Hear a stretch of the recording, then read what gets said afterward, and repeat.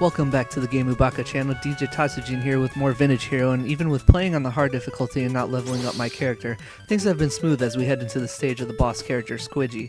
The four initial stages, this is the one that has me nervous, and this playthrough is actually after I've already lost 2 lives.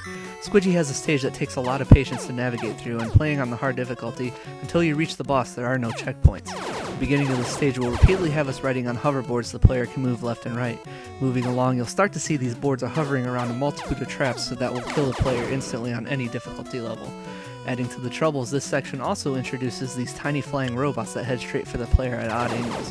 While it doesn't take much to destroy them, there will be multiple instances where just avoiding them and running away is a better battle plan. In fact, through this section as a whole, evasion makes this section much easier. Hopping onto this last hoverboard, I'm going to backtrack to the right to pick up an energy tank item to use later in the game.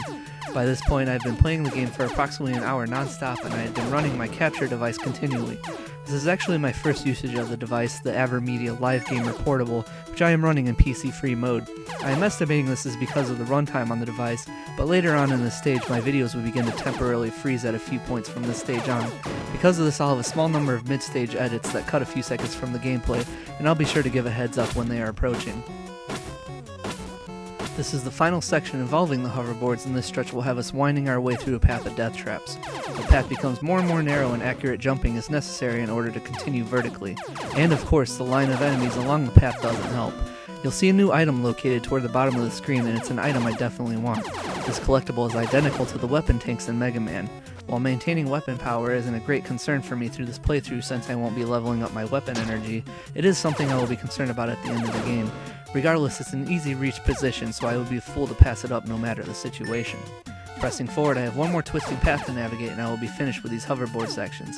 Heading all the way to the left, I will find an experience point bonus, and obviously in this playthrough it does me no good, but the position actually helps me out. You may have noticed there were 2 bouncing alien enemies along the final path as I made my way over. In this position, this lures these enemies toward that direction. The alien at the bottom jumps into the lava on its own, and it gives me plenty of time to eliminate the top alien before it can jump down and cause problems. With these enemies disposed of, hopping onto the final few hoverboards is made significantly easier, and we just have to deal with one more homing enemy and a stationary cannon before reaching the ladder. And climbing upward, we run into a new enemy which flips between the ceiling and floor and fires a shot in both directions before rising. These enemies are not a problem here, but as expected, you'll see them again later in the game in positions that will be more of a threat. As I clear this room, we're about to approach the first point where I need to edit the video to keep it from freezing. This room puts us in another tight winding path filled with cannons and aliens. As I go up here, you'll see I only need to cut a few seconds from the footage, but this room allows players to use the classic Mega Man tricks. I destroyed 2 of the enemies by firing to the left from the safety of the ladder. This especially helps in eliminating the cannon in the middle section. With the room cleared up a little bit, this makes destroying the other enemies in the room very simple. And while I clear this hallway of enemies, since I have referred multiple times to this playthrough being on the hard difficulty, I felt I should detail various difficulties found in Vintage Hero. I say this because in my experience many people tell me they stay away from the Mega Man games because they find them too difficult, and I suppose this playthrough might not be very attractive to such players, especially since I'm not leveling up my character. The easy difficulty gives players infinite lives and plenty of checkpoints throughout each stage, while the normal difficulty plays similar to the Mega Man titles with 2 stage checkpoints, but the enemies are still manageable once you level up. Dropping down, we're approaching the next segment where I need to edit the video. After grabbing the free life, you'll see I encounter a very odd enemy. These robots can only be hit in the face, and through previous attempts I found out my default weapon without leveling up just doesn't have the power to take them out before they hit me, and they do a lot of damage with the direct contact.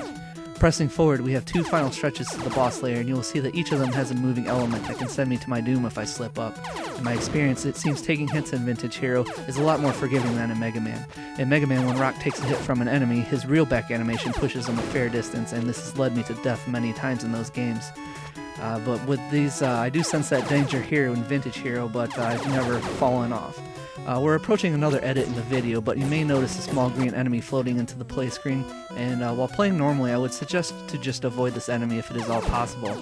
It floats in at weird angles, making it hard to hit at times. Also, it splits into 2 when destroyed and spreads a hazard, we'll call it acid just to give it a name, that hits you if you're too close. It tends to absorb a lot of hits before it is destroyed, and when you factor in the 1 experience point you get for killing it, you can save a few headaches just by jumping over it and running under it, or running under it and leaving it alone when you can.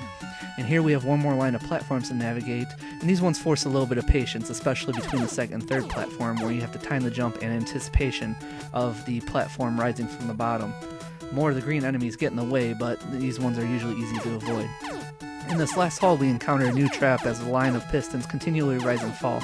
Obviously, you don't want to be on the piston as it presses against the top of the screen. Since the player is at the mercy of the movement of the pistons, this section arguably takes the most patience required of any segment in Vintage Hero.